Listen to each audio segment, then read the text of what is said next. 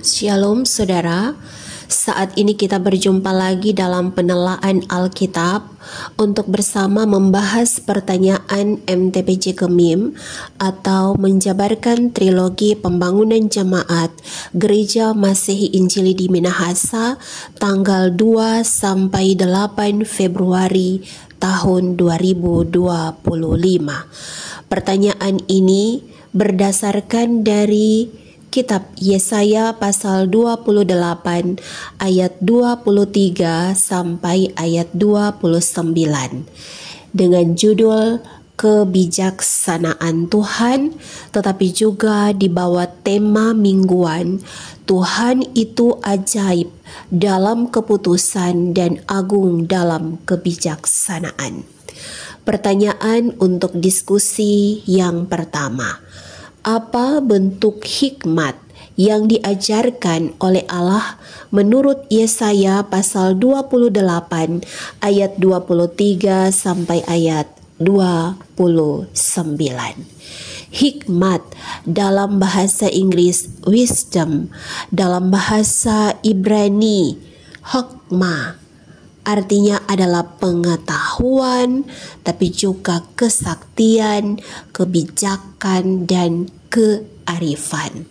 Hikmat yang diajarkan oleh Allah kepada bangsa Israel pada masa penubuatan Nabi Yesaya adalah sebuah pengetahuan tentang bagaimana cara rotasi tanaman dan bagaimana menyuburkan tanah pertanian. Saudaraku, nama Yesaya dalam bahasa Ibrani Yeshayahu, artinya Yahweh adalah keselamatan. Dalam ensiklopedi Alkitab masa kini jilid 2 di halaman 580 dicatat, sejak zaman dulu Yesaya dianggap yang terbesar di antara nabi perjanjian lama. Dia disebut burung Raja Wali di antara para nabi perjanjian lama karena dia bernubuat di masa pemerintahan 4 raja, yakni Usia, Yotam, Ahaz, dan Hizkia pada sekitar abad 8 sebelum Masehi. Kitab Yesaya bukan hanya agung dalam gaya bahasa dan pemikiran, tetapi juga kaya dalam arti rohani. Pasal 28 ayat 23 sampai 29 adalah bagian integral dari satu tema atau satu amanat. Pasal 1 sampai pasal 39, yaitu mengenai Yang Maha Kudus Allah Israel tertera abadi dalam hati Yesaya. Artinya bahwa dia begitu tinggi, diagungkan di atas ciptaannya. Pasal 6 ayat 5. Tinggi dalam kuasa, dalam kasih, kesetiaan, kebajikan, kesempurnaan moral, tetapi juga hikmat. Pasal 29 ayat 6. Saudara, saat orang Israel mendiami tanah Kanaan, mereka memanfaatkan pertanian sebagai cara yang utama untuk mencari nafkah. Para petani Israel memahami cara membersihkan dan memupuk lahan. Mereka mempelajari dan menyesuaikan dengan siklus tahunan.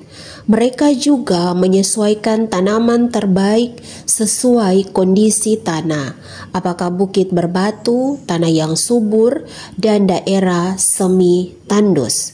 Dengan berjalannya waktu, pengalaman dan pengetahuan mereka berguna untuk menolong mereka.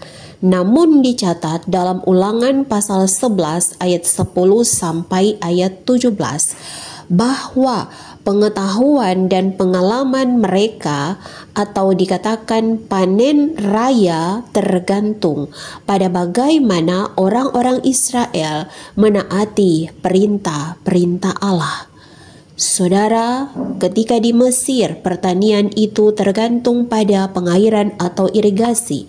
Tetapi Ulangan 11 ayat 10 sampai 17 mencatat bahwa di Kanaan, tanahnya bergunung-gunung dan berlembah, dan air itu tergantung pada hujan.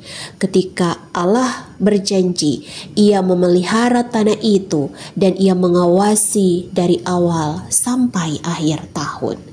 Dan karena itu sekali lagi orang Israel panen rayanya itu karena mereka menaati perintah Allah.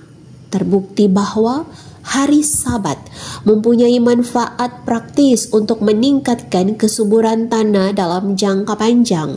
Keluaran pasal 23 ayat 10 sampai ayat 12 dikatakan 6 hari mereka mengelola tanah dan hari yang ke-7 beristirahat agar domba tapi juga kambing lembu mereka bisa beristirahat dan anak budak perempuan mereka juga bisa beristirahat. Bahkan 6 tahun mereka mengolah tanah, tahun yang ke-7 tanah itu harus dibiarkan sehingga tanah itu kembali menjadi subur. Tahun sabatikal atau hari yang ke-7 adalah pola kerja yang dilakukan berdasarkan sistem kerja 6 hari dan hari ke-7 beristirahat. Hasil panen memengaruhi ekonomi dan sosial masyarakat, sehingga beberapa festival keagamaan besar Israel, contohnya panen raya dan festival pondok daun, itu disesuaikan dengan siklus pertanian. Keluaran pasal 23 ayatnya yang ke-16.